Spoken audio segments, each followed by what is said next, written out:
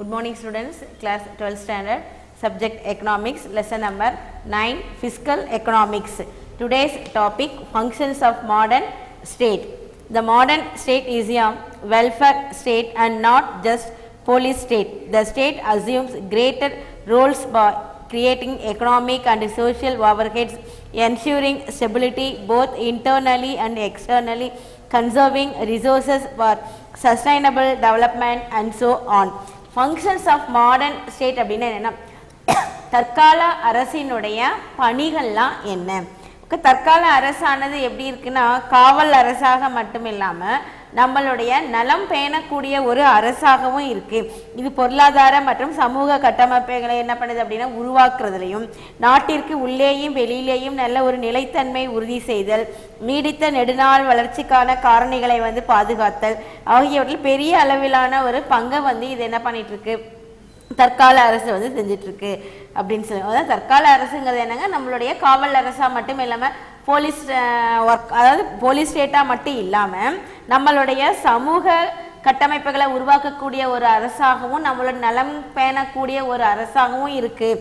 அதுக்கான பலவிதமான நடவடிக்கைகள்லாம் எடுக்கிறாங்க. அதுக்கு உண்டான உறுதித்தன்மை வாய்ந்த ஒரு அரசாகவும் இருக்குது அப்படின்றோம். இந்த ஃபங்க்ஷன்ஸ் ஆஃப் மாடர்ன் ஸ்டேட்டில் பார்த்திங்களா ஒரு கேட்டகரிஸ் எப்படியெல்லாம் பிரிச்சிருக்காங்கன்னா, defence, judiciary, enterprises, social welfare, infrastructure, micro economic policy, social justice, control of monopoly. So இந்த கவர்மெண்ட்டினுடைய முக்கிய ஒர்க், அதாவது முக்கியமான ஃபங்க்ஷன்ஸ் என்னென்ன, சஸ்டைனபிள் டெவலப்மெண்ட், அதை என்ன பண்ணியிருக்காங்க, இந்த கீழே இருக்கக்கூடிய இந்த கேட்டகரிஸாக பிரிச்சிருக்காங்க. First one, defence. The primary function of the government is to protect the people from external aggression and internal disaster. The government has to maintain adequate police and military forces and render protective services. டிஃபென்ஸ்னா என்னென்னா பாதுகாப்பு அப்படின்னு அர்த்தம். உள்நாடு மற்றும் வெளிநாட்டு அழிவிலிருந்து நம்மளுடைய மக்களை பாதுகாக்கிறது யாருடைய கடமை? அரசினுடைய கடமை. அது அரசினுடைய ஒரு முக்கிய ஒர்க் தான், ஒரு முக்கியமான ஒரு பணியாகும். அரசு போதுமான அளவில் காவல் மற்றும் இராணுவ நிலைகளை பராமரித்து பாதுகாப்பு பணிகளையும் நல்லா செவ்வனே செஞ்சிட்ருக்கு. அதுதான் defence. The primary function of the government is to protect the people from external aggression and internal disaster. The government has to maintain adequate police and military forces and render protective services. Next one, judiciary. Judiciary means needi, rendering justice and settlement of disputes are the concern of the government. It should provide adequate judicial structure to render justice to all classes of citizens. Judiciary நீதியை என்ன பண்ணுதுன்னா பரிபாலனம் செய்தல் மற்றும் தகராறுகளை தீர்த்து வைக்கிறது. இது எல்லாம் யாருடைய ஒர்க் அப்படின்னா அரசினுடைய பணிகள் தான். ஸோ அரசானது அனைத்து வகுப்பினருக்கும் என்ன பண்ணுது, சமநீதி பெறும் வகையில் நீதி அமைப்பை என்ன பண்ணணும், ஏற்படுத்தல் வேண்டும் அப்படிங்கிறது தான். So rendering justice and settlement of disputes are the concern of the government. It should provide adequate judicial structure to render justice to all classes of citizens. Next one, enterprises. The regulation and control of private enterprises fall under the purview of the modern state. Ownership of certain enterprises and operating them successfully are the responsibilities of the government. Okay, enterprises அப்படின்னா என்ன சொல்கிறோம், நிறுவனங்கள் அப்படின்னு சொல்கிறோம். இந்த தனி நிறுவனங்கள் மீதான ஒழுங்குமுறைகள் மற்றும் கட்டுப்பாடுகள் இதெல்லாம் தற்கால அரசினுடைய பணியின் கீழே தான் இது எல்லாமே வருது. அரசானது சில நிறுவனங்களை என்ன பண்ணுது, சொந்தமாக கொண்டு செயல்படுது. அவற்றை அதை என்ன பண்ணுது, வெற்றிகரமாகவும் செயல்படுத்திட்டு தான் வந்திருக்கு. இந்த மாதிரி வெற்றிகரமாக செயல்படுத்துறது யாருடைய பொறுப்பு அப்படின்னா அரசினுடைய பொறுப்பு. ஸோ என்டர்பிரைசஸ் மீன்ஸ் என்ன சொல்கிறோம், நிறுவனங்கள். Okay, next fourth one, social welfare. Social welfare என்ன, சமூக நலன். So it is a duty of the state to make provisions for education, social security, social insurance, health and sanitation for the betterment of the people in the country. Social வெல்ஃபேர்னா என்ன சொன்னோம், சமூக நலன். நாட்டு மக்களின் முன்னேற்றத்திற்காக என்னெல்லாம் எடுக்கிறாங்க, கல்வி, சமூக பாதுகாப்பு, சமூக காப்பீடு, உடல் நலம் மற்றும் துப்புரவு போன்றவற்றை ஏற்படுத்துவது யாருடைய கடமை, அரசினுடைய கடமை. That is known as the social welfare. So it is a duty of the state to make provisions for education, social security, social insurance, health and sanitation for the betterment of the people in the country. Fifth one, infrastructure. Modern states have to build the base for the economic development of the country by creating social and economic infrastructure. Infrastructure என்ன சொல்லியிருக்கிறோம், கட்டமைப்பு. So தற்கால அரசுகள் எப்படி இருக்காங்க, சமூக மற்றும் பொருளாதார கட்டமைப்பினை உருவாக்குவதன் மூலம் பொருளாதார முன்னேற்றத்திற்கான அடித்தளத்தை வந்து அமைக்கிறது. So that is the modern state have to build the base for the economic development of the country by creating social and economic infrastructure. Okay, fifth one, macroeconomic policy. That means பேரின பொருளாதார கொள்கை. The government has to administer fiscal policy and monetary policy to achieve macroeconomic goals. பேரின பொருளாதார நோக்கங்களை அடைவதற்கான நிதி கொள்கை மற்றும் பண கொள்கை ஆகியவற்றை அரசு வந்து மேற்கொள்கிறது. அதான் the government has to administer fiscal policy and monetary policy to achieve macroeconomic goals. Social justice. Social justice means சமூக நீதி. During the process of growth of an economy, certain sections of the society gain at the cost of others. The government needs to intervene with fiscal measures to redistribute income. So அதாவது என்ன சொல்றோம், நம்ம social ஜஸ்டிஸ்னா என்ன சொன்னோம், சமூக நீதி. பொருளாதாரத்தின் வளர்ச்சி நிலையின் போது சமூகத்தில் என்ன பண்ணுவாங்க, சில பிரிவினர் மற்றவர்களை விட கூடுதல் நன்மை அடைவாங்க இல்லையா. அதாவது நம்ம பார்ப்போம், இது வந்து ஜென்ரலான ஒரு நீதி. ஓகே, ஒரு கேட்டகரிஸ் விட இன்னொரு கேட்டகரிஸ் எப்பயுமே என்ன பண்ணியிருப்பாங்க, அதிகமான ஒரு பெனிஃபிஷியரிஸ் வந்து அடைவாங்க. இது நிதி தீர்வை மூலம் வருவாயை மறுபகிர்வு செய்வதற்கு யார் தேவைப்படுது, அரசானது தான் தேவைப்படுகிறது. அப்போ இது என்னென்னா, ஒரு சிலர்கிட்ட இருந்து இந்த பொருளாதார சக்தி குவிந்து காணப்படும் தீமையை வந்து களையிறது யாருடைய பணின்னு சொல்கிறோம், அரசினுடைய முக்கியமான ஒரு பணி தான். ஸோ அப்போ என்ன பண்ணுறாங்க, அவங்க வந்து ஒரு 3 விதமான வழிகளில் வந்து அதை வந்து கண்ட்ரோல் பண்ணுறாங்க.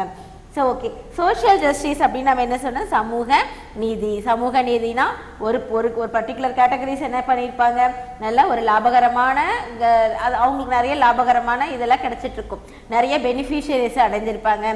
இன்னொரு கேட்டகரிஸ் பெனிஃபிஷியரிஸ் இல்லாமல் இருப்பாங்க. இதை அவாய்ட் பண்ணுறது யாருடைய கடமை அப்படின்னா அரசினுடைய கடமை. Next, control of monopoly. The concentration of economic power is another evil to be corrected by the government. So the state intervenes through control of monopolies and restrictive trade practices to curb concentration of economic power. In fine, the state can play 3 kinds of role: as a producer of goods and services, as a supplier of public goods and social goods, as a regulator of the system. Control of monopoly, அதாவது என்னென்னா ஒரு சிலர்கிட்ட மட்டுமே எல்லா விதமான பொருளாதாரமும் குவிந்து இருக்கக்கூடாது அப்படிங்கிறதுக்காக அந்த சக்தியெல்லாம் கலைந்து அதனால் ஏற்படக்கூடிய தீமைகள் எல்லாத்தையும் அவாய்ட் பண்ணணும். அதை அவாய்ட் பண்ணுறது யாருடைய கடமைன்னு சொன்னோம், அரசினுடைய கடமை.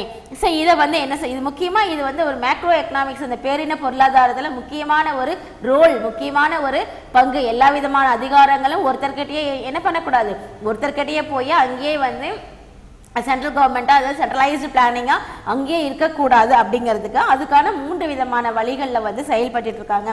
ஃபர்ஸ்ட் ஒன் என்ன சொன்னால், as a producer of goods and services, பொருட்கள் மற்றும் பணிகளை உற்பத்தி செய்பவராக இருக்கணும்.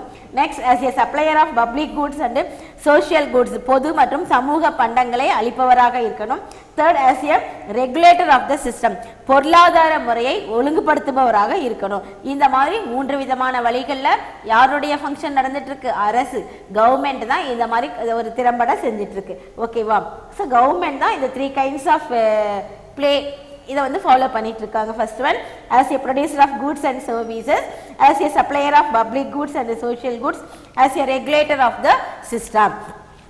So do you understand ma the modern state, functions of the modern state? What are the functions of the modern state? First one, defense, judiciary, enterprises, social welfare, infrastructure, macroeconomic policy, social justice, control of monopoly. அதாவது டிஃபென்ஸ்னா பாதுகாப்பு, நீதி, நிறுவனங்கள், சமூக நலன், கட்டமைப்பு, பேரின பொருளாதார கொள்கை, சமூக நீதி, இது எல்லாத்தையும் பாதுகாக்க வேண்டியது நம்ம கரெக்டாக திறம்பட செயல்பட வேண்டியது யாருடைய கடமையா இருக்கு, அரசினுடைய கடமை, அரசினுடைய முக்கிய பணிகளாகவும் இது எல்லாம் இருக்கு. Okay, next public expenditure. Public expenditure means பொது செலவு அப்படின்றோம். Public expenditure refers to government spending incurred by central, state and local governments of a country. Okay, பொது செலவு அப்படின்னா மக்களினுடைய சமூக தேவையை நிறைவேற்றுவதற்காக யாரெல்லாம் மொத்தம் 3 பேர் சேர்ந்து பாடுபடணும், மத்திய அரசு, மாநில அரசு, உள்ளாட்சி லோக்கல் கவர்மெண்ட் இவங்க 3 பேரும் சேர்ந்து தான் பப்ளிக் எக்ஸ்பெண்டிச்சர் பொது செலவுக்கு உண்டான தேவையை வந்து நிறைவேற்றணும். ஓகே, நம்ம let us see the definition. இப்போ நம்ம டெஃபினேஷனை பார்க்கலாம். Public expenditure can be defined as the expenditure incurred by public authorities like central, state and local governments to satisfy the collective social wants of the people is known as public expenditure. So public expenditure இனுடைய definition. Definition என்னன்னு பார்த்தீங்களா, பொது அமைப்புக்கான மத்திய மாநில மற்றும் உள்ளாட்சி அமைப்புகள் சமூகத்தின் பொதுவான விருப்பங்களை வந்து நிறைவு செய்வதற்கு மேற்கொள்ளக்கூடிய செலவுகளை வந்து என்ன சொல்றோம் அப்படின்னா பப்ளிக் எக்ஸ்பெண்டிச்சர். இதுதான் வந்து டெஃபினேஷன் ஆகும். இதை தான் என்ன பண்ணியிருக்காங்க அப்படின்னா வரையறுத்திருக்காங்க. So next classification of public expenditure. See what are the classifications, அதனுடைய வகைப்பாடுகள்லாம் என்ன? ஃபர்ஸ்ட் வந்து பேசிக் பெனிஃபிட் அப்படின்னா என்னது, நன்மை அடிப்படையில் வந்து அதனுடைய வகைப்பாடுகள் என்ன, நன்மை அதாவது எப்படி நன்மைக்காக என்னென்ன செலவுகளை வந்து பப்ளிக் பண்ணலாம், அரசு வந்து செய்யலாம். Classification of the basics of benefits. Cohn and Plehn have classified the public expenditure and the basics of the benefit into 4 classes. First one, public expenditure benefiting the entire society. Example, the expenditure on general administration, defense, education, public health, transport. Second one, public expenditure conferring a special benefit on certain people and at the same time common benefit on the entire community. Example, administration of justice, etc. Third one, public expenditure directly benefiting particular group of persons and indirectly the entire society. Example, social security, public welfare, pension, unemployment relief, etc. Fourth one, public expenditure conferring a special benefit on some individuals. Example, subsidy granted to a particular industry. Okay, இப்போ நம்ம என்ன சொன்னால் பொது செலவின் வகைப்பாடை வந்து பிரிச்சிருக்காங்க அப்படின்னா இது வந்து கான் அப்படி இந்த பிளின் ஆகியோர் என்ன பண்ணாங்க அப்படின்னா பொது செலவின் வந்து நன்மையினுடைய அடிப்படையில் ஒரு 4 கேட்டகரிஸாக பிரிச்சிருக்காங்க. First one, public expenditure benefiting the entire society. Okay, அதாவது அனைத்து சமூகத்திற்கும் பலன் அளிக்கக்கூடிய பொது செலவு. உதாரணமாக எதெல்லாம் சொல்லியிருக்காங்க பாருங்க, அதாவது general administration, defence, education, public health and transport. அதாவது பொது நிர்வாகம், இராணுவம், கல்வி, பொது சுகாதாரம் மற்றும் போக்குவரத்துக்கு இதுக்கான செலவினங்கள். Second one, public expenditure conferring a special benefit on certain people and at the same time common benefit on the entire community. Example, administration of justice. Second one, சில மக்களுக்கான சிறப்பு நன்மை தரக்கூடிய மற்றும் இந்த கம்ப்ளீட் முழு சமுதாயத்திற்கும் பொது நன்மை தரக்கூடிய செலவுகள். எக்ஸாம்பிள் எது சொல்றாங்கன்னா ஜஸ்டிஸ் சொல்றாங்க, நீதி நிர்வாகம். ஓகேவா, இது வந்து அதாவது எல்லாத்துக்குமே நன்மை தரணும். Third one, public expenditure directly benefiting particular group of persons and indirectly the entire society. Example, social security, public welfare and pension and unemployment relief, etc. Third point, அது ஒரு குறிப்பிட்ட பிரிவினருக்கு நேரடியாக நன்மை தரக்கூடிய மற்றும் இந்த சமுதாயத்துக்கு என்ன பண்ணணும், அதனால மறைமுகமாகவும் நன்மை கிடைக்கணும். அந்த மாதிரி எது அப்படின்னா எக்ஸாம்பிள் எதுன்னு பார்த்தீங்கன்னா இந்த பொதுநலன் ஓய்வூதியம், பென்ஷன் கொடுக்குறாங்க இல்லையா, அந்த பென்ஷன் கொடுக்கறது, அப்புறம் வந்து வேலையின்மைக்கான நிவாரணம், அதுக்கான செலவுகள், பப்ளிக் வெல்ஃபேர் மக்களினுடைய பொது நலன், ஸோ இதுக்காக பண்ணக்கூடிய செலவுகள். Fourth one, public expenditure conferring a social benefit on some individuals. Example, subsidy granted to a particular industry. சில நபர்களுக்கு சிறப்பு நன்மை கொடுக்கணும் அப்படிங்கிறதுக்காக சில உதாரணமாக ஒரு குறிப்பிட்ட தொழிலுக்கு என்ன பண்ணுறதுன்னா மானியம் கொடுக்குறது, மானியம் சப்சிடி, அதாவது கம்ப்ளீட்டாக கொடுக்காம ஒரு குறிப்பிட்ட 30% அது ஒரு 40% அந்த மாதிரி சப்சிடிஸ் வந்து கொடுக்கறது.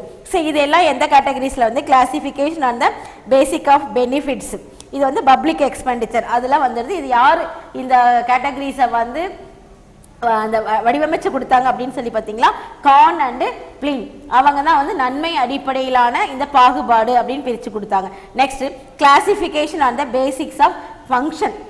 ஓகே, இது வந்து பணி அடிப்படையிலான வகைப்பாடு அப்படின்னு சொல்லலாம். Adam Smith classified public expenditure on the basics of functions of government in 3 groups. First one, production function. Second one, commercial function. Third one, development function. Production function. This group includes public expenditure incurred on the security of the citizens to protect from external invasion and internal disaster, example defense, police, court, etc. Commercial function, this group includes public expenditure incurred on the development of trade and commerce, example development of means of transport and communication, etc. Third one, development functions, this group includes public expenditure incurred for the development infrastructure and industry. First one என்ன சொன்னோம், production function, பாதுகாத்தல் பணிகள், this group includes public expenditure incurred on the security of the citizens to protect from external invasion and internal disaster, example defense, police, court, etc. அது ஒரு நாட்டினுடைய குடிமக்களை அந்நிய ஆக்கிரமிப்பு மற்றும் உள்நாட்டு சீரழிவு இதுல இருந்து என்ன பண்ணணும் அப்படின்னா பாதுகாக்கணும். ஓகேவா, உதாரணமா என்ன சொல்ல, பாதுகாப்பு, காவல்துறை, நீதிமன்றங்கள், இதுக்கு நம்ம பண்ணக்கூடிய செலவு. ஸோ இவங்க தான் யாரை வந்து பாதுகாப்பாங்க, மக்களை வந்து இந்த 3 கேட்டகரிஸ் தான் வந்து பாதுகாக்கும். ஸோ அதுக்காக பண்ணக்கூடிய செலவு தான் டிஃபென்ஸ், போலீஸ், கோர்ட். அது ப்ரொடக்ஷன் ஃபங்க்ஷன். ப்ரொடக்ஷன் என்ன, பாதுகாக்கிறது, குடிமக்களை பாதுகாக்கிறதுக்காக செலவு செய்யக்கூடிய அமைப்புகள். Next commercial. Commercial functions na வணிக பணிகள், this group includes public expenditure incurred on the development of trade and commerce, example development of means of transport and communication, etc. வணிக பணிகள் அப்படின்னா வணிக மற்றும் வியாபார வளர்ச்சிக்காக மேற்கொள்ளக்கூடிய பொது செலவு. ஸோ இது எதுனா போக்குவரத்து மற்றும் தகவல் தொடர்பு, இதுக்காக செலவு பண்ணுறாங்க இல்லையா, அதெல்லாம் எதில் வந்துடுது, கமர்ஷியல் ஃபங்க்ஷனில் வந்தது. ஓகே, டிரான்ஸ்போர்ட்டுக்கும் அதாவது டிரான்ஸ்போர்ட் அண்ட் கம்யூனிகேஷன்ஸ்க்காக பண்ணக்கூடிய செலவுகள்லாம் எதில் வந்துடும் அப்படின்னா கமர்ஷியல் ஃபங்க்ஷன்ஸில் வந்துடும். நெக்ஸ்ட் டெவலப்மெண்ட் ஃபங்க்ஷன்ஸ், வளர்ச்சி பணிகள், this group includes public expenditure incurred for the development infrastructure and industry. இது கட்டமைப்பு மற்றும் தொழில் மேம்பாட்டிற்கான பொது செலவுகளை வந்து உள்ளடக்கியது தான் எதை சொல்ல, டெவலப்மெண்ட் ஃபங்க்ஷன்ஸ். அப்போ இது எல்லாம் என்ன சொல்றோம், classification and basics of function அப்படின்னு என்ன தான், பணி அடிப்படையிலான வகைப்பாடு. Production function, commercial function and development function. Okay, next category causes for the increase in government expenditure. பொது செலவு அதிகரிப்பதற்கான காரணங்கள்லாம் என்ன, கவர்மெண்டினுடைய எக்ஸ்பெண்டிச்சர்ல என்னென்ன காரணங்களுக்காக அந்த பப்ளிக் எக்ஸ்பெண்டிச்சர் வந்து அதிகமாக இருக்கு. The modern state is a welfare state. So in a welfare state the government has to perform several functions, example social, economic and political. These activities are the causes for increasing public. Okay, இப்போ தற்கால அரசு நம்ம ஏற்கனவே சொல்லிட்டோம், modern state அப்படிங்கிறது என்ன சொன்னா, மக்களுடைய நலம் பேணக்கூடிய ஒரு அரசு, காவல் காக்கக்கூடிய ஒரு அரசாக இல்லாமல் மக்களுடைய நலம் பேணக்கூடிய ஒரு அரசாகவும் இருக்கணும்னு சொன்னோம். இதில் அரசானது என்ன பண்ணுது, சமூக பொருளாதார அரசியல் சார்ந்த பணிகளை வந்து மக்களுக்கு செய்து தர வேண்டியது யாருடைய கடமையா இருக்கு, அரசினுடைய கடமையா இருக்கு. So இதில் population growth. During the past 67 years of planning, the population of India has increased from 36.1 crore in 1951 to 121 crores in 2011. The growth in population requires massive investment in health and education, law and order, etc. So young population requires increasing expenditure on education and youth services, whereas the aging population requires transfer payments like old age pension, social security and health facilities. Okay, population growth, மக்கள் தொகை வளர்ச்சி. இந்த 67 இயர்ஸில் பார்த்தீங்களா இந்தியாவினுடைய மக்கள் தொகை எவ்வளோ சொல்லணும்னா 1951 36.1 crore 36.1 கோடி அவ்வளோதான் இருந்தது. இன்னைக்கு பார்த்தீங்களா 2011 அண்டு 12 பார்த்தீங்களா அது 121 கோடியாக என்ன ஆயிருக்கு அப்படின்னா ரைஸ் ஆயிருக்கு. ஸோ இந்த மக்கள் தொகை வளர்ச்சியினால மக்களுடைய எதெல்லாம் நம்ம கண்டிப்பாக நம்ம வந்து பாதுகாக்கணும், அவங்களுடைய ஹெல்த்து, உடல் நலம், அப்புறம் என்ன சொல்ல எஜுகேஷன், படிப்புக்கு தேவையானது எல்லா ஸ்பெசிலிட்டிஸும் பண்ணி கொடுத்துருக்கணும். லா அண்ட் ஆர்டர், ஒழுங்கு, இது எல்லாத்துக்கும் கவர்மெண்ட் என்ன பண்ண ரொம்ப அதிக அளவில் வந்து பேரளவுக்கு வந்து முதலீடு வந்து கண்டிப்பாக செய்ய வேண்டி இருக்கு. அது மட்டும் இல்லாமல் இளைஞர்களுக்கு என்ன பண்ணணும் அப்படின்னா கல்வி மற்றும் அவங்களுடைய சேவைகள், அவங்களுக்கு சேவைகளுக்கான அந்த மணியும் செலவு பண்ணி தான் ஆகணும். முதியோர்களுக்கான ஓய்வூதியம், ஓல்டேஜ் பென்ஷன், அப்புறம் சமூக பாதுகாப்பு, உடல் நலத்திற்கான வசதிகள் ஏற்படுத்துறது, இது எல்லாமே எந்த கேட்டகரிஸில் வந்துடுதுன்னா பொது செலவு கேட்டகரிஸில் தான் வந்துடுது. ஸோ இது எல்லாம் கவர்மெண்ட்டே வந்து செய்யறதுனால பொது செலவு என்ன பண்ணுது, பேசிக்கலி இன்க்ரீஸ் ஆகிட்டு இருக்கு. So next, defense expenditure. There has been enormous increase in defense expenditure in India during planning period. This defense expenditure has been increasing tremendously due to modernization of defense equipment. The defense expenditure of the government was 10,874 crores in 1990 and 91, which increased significantly to 2,95,511 crores in 2018 and 19. Okay, defense expenditure அப்படினா என்ன? பாதுகாப்பு செலவு. ஓகேவா? So இந்தியாவை வந்து இந்தியாவில் பாதுகாப்பிற்கான செலவு எப்படி இருக்குன்னு சொல்றாங்க, அதிகரிச்சிட்டே தான் இருக்கு, இன்க்ரீஸ் ஆயிட்டு ராபிட், அதாவது ரொம்ப அசுரவேகமா வந்து இன்க்ரீஸ் ஆயிட்டு தான் இருக்கு அப்படிங்கிறாங்க. என்னன்னா இந்த ராணுவ தளவாடங்களை வந்து என்ன பண்ண வேண்டியிருக்கு, நவீனமயமாக்கணும். இதுக்காக வந்து என்ன இருக்குன்னா ராணுவ சடங்கு பல மடங்கு வந்து என்ன ஆயிட்டு இருக்கு, அதிகரிச்சுட்டு தான் இருக்கும். அதாவது 1991ல பாத்தீங்களா 10,874 crores கோடியா இருந்த அந்த செலவு இப்போ பாத்தீங்களா எவ்வளவு ரைஸ் ஆயிருக்குங்கிறாங்க. 2018 and 19ல 2,95,511 crores வந்து இன்க்ரீஸ் ஆயிருக்கு. நெக்ஸ்ட், கவர்மெண்ட் சப்சிடிஸ், அரசு மானியங்கள். கவர்மெண்ட் சப்சிடிஸ் என்ன அர்த்தம்? அரசு மானியங்கள். The government of India has been providing subsidies on a number of items such as food, fertilizers, interest on priority sector, lending, exports, education, etc. Because of the massive amount of subsidies, the public expenditure has increased manyfold. The expenditure on subsidies by central government in 1990-91 was rupees 95,881 crores, which increased significantly to 2,29,715.67 crores in 2018 and 19. Besides this, corporate sectors also receive subsidies of more than rupees 5 lakh crores. Okay, government subsidies நம்ம எதை சொன்னோம்? அரசு மானியங்களை நம்ம சொன்னோம். So இந்திய அரசானது என்ன பண்ணுதுன்னா உணவு, உரங்கள், இதுக்கு இந்த மாதிரி வர முன்னுரிமை துறைகளுக்கு என்ன பண்ணிட்டு இருக்கு அப்படின்னா கடன் கண்டிப்பாக கொடுத்துட்டு தான் இருக்காங்க. அப்புறம் அது மட்டும் இல்லாமல் ஏற்றுமதி அதுக்கும் கொடுக்கணும். அப்புறம் கல்வி போன்ற பல விஷயங்களுக்கு என்ன பண்ணிட்டு இருக்காங்க அப்படின்னா மானியங்களை வந்து சப்சிடிஸ் கொடுத்துட்டு தான் இருக்காங்க. இந்த மானியங்களுக்கான தொகை பார்த்தீங்களா ரொம்ப அதிகமாக இருக்கிறதுனால பொது செலவு எப்படி இருக்குன்னா பல மடங்கு அதிகரிச்சுட்டு இருக்கு. எக்ஸாம்பிள் எலக்ட்ரிசிட்டிக்கு கொடுக்கக்கூடிய அந்த சப்சிடிஸை கூட நம்ம வந்து சொல்லலாம். ஸோ 1991ல பார்த்தீங்களா மத்திய அரசு அந்த சென்ட்ரல் கவர்மெண்ட் மானியத்தை இருக்கு அவங்க எவ்வளவு ஒதுக்கி இருந்தாங்கன்னு சொல்லி பார்த்தீங்களா 9,581 crores ஒதுக்கி இருந்தாங்க. அது வந்து இந்த 2018 and 19ல எவ்வளவா வந்து இன்க்ரீஸ் ஆயிருக்கு அப்படின்னா 2,29,715.67 crores என்ன ஆயிருக்கு அப்படின்னா ரைஸ் ஆயிருக்கு. இன்னொன்று வந்து பெரும் நிறுவனங்களுக்கும் வந்து என்ன பண்ணிட்டு இருக்காங்க அப்படின்னா பெரிய பெரிய என்டர்பிரைசஸ்லாம் இருக்காங்களே அவங்களுக்கும் வந்து இந்த சப்சிடிஸை வந்து கொடுத்துட்டு இருக்காங்க. அது ஊக்கத்தொகை அதான் அதில் எவ்வளவு டோட்டலாக கொடுத்துருக்குன்னா 5 லட்சம் கோடிக்கு மேலே வந்து கவர்மெண்ட் வந்து அவங்களுக்கும் கொடுத்துட்டு இருக்காங்க கவர்மெண்ட் சப்சிடிஸ். அதாவது பொதுமக்களுக்கு மட்டும் செய்யல, இந்த லார்ஜ் என்டர்பிரைசஸ் பெரிய பெரிய நிறுவனங்களுக்கும் சப்சிடிஸ் கொடுத்துட்டு இருக்காங்க. So next, debit servicing. Debit servicing என்னன்னா கடன் சேவைகள். The government has been borrowing heavily both from the internal and external sources. As a result, the government has to make huge amount of repayment towards debit servicing. Debit servicing என்ன சொன்னா கடன் சேவைகள் அப்படின்னு அரசு வந்து என்ன பண்ணிட்டு இருக்கு அப்படின்னா அதிகமான அளவில் உள்நாட்டு அதாவது இன்டர்னல் அண்ட் எக்ஸ்டர்னல் அதாவது உள்நாட்டு மற்றும் அயல்நாட்டு ஆதாரங்கள் மூலம் என்ன பண்ணியிருக்காங்க அப்படின்னா கடனை வந்து நிறைய வாங்கியிருக்காங்க. ஸோ அதன் விளைவாக அரசு கடனை வந்து என்ன பண்ணணும் கண்டிப்பாக திருப்பி செலுத்தணும். அதுக்கு வந்து என்ன பண்ணுது அப்படின்னா அதிகமான ஒரு பணம் வந்து தேவைப்படுது. ஏன்னா நம்ம நிறைய விஷயங்களுக்காக என்ன பண்ணிட்டு இருக்காங்க அப்படின்னா இந்த உலக வங்கி, world bank, international monetary fund இந்த மாதிரி ஆளுங்கிட்ட இருந்து என்ன பண்ணியிருக்காங்க பணம் வாங்கிட்டு இருக்காங்க. அந்த பணத்தை என்ன பண்ணணும், அந்த கடனை கண்டிப்பாக திருப்பி செலுத்தணும். அந்த திருப்பி செலுத்துறதுக்கும் அதிகமான செலவுகள் வந்து ஆயிட்டு தான் இருக்கு. Next, development project. Development project na வளர்ச்சி திட்டங்கள்.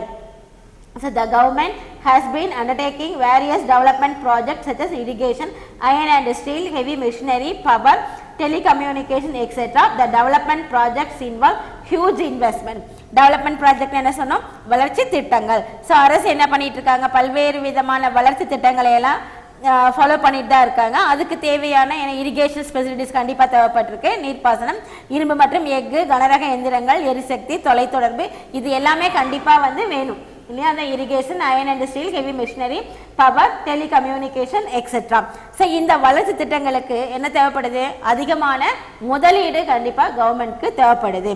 So next, urbanisation, நகரமயமாதல்.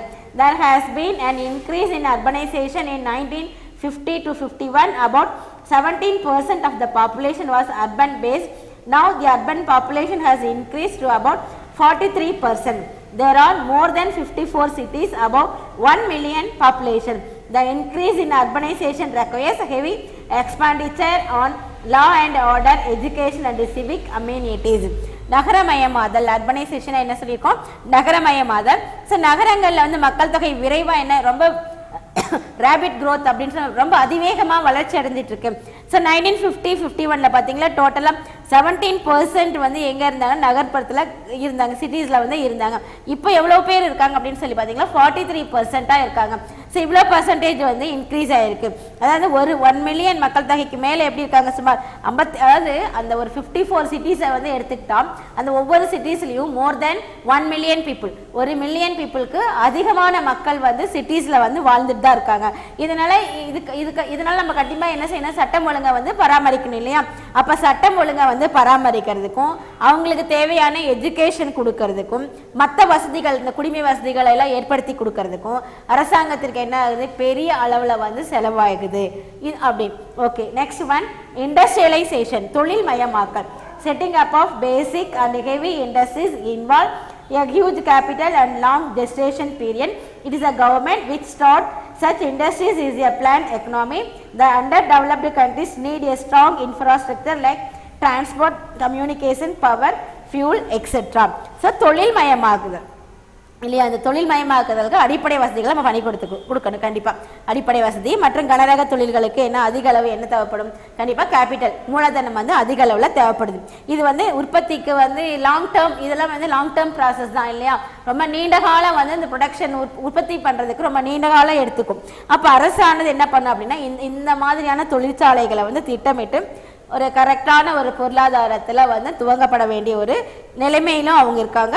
மேலும் வளர்ச்சி குன்றிய நாடுகளினுடைய போக்குவரத்து, தகவல் தொடர்பு, எரிசக்தி, எரிபொருள் போன்ற அடிப்படை வசதிகள் எல்லாமே நமக்கு வந்து என்ன பண்ணுது, தேவைப்படுது. இது எல்லாமே அரசினுடைய செலவினங்களில் தான் இது எல்லாமே வந்து அடங்கிடுது.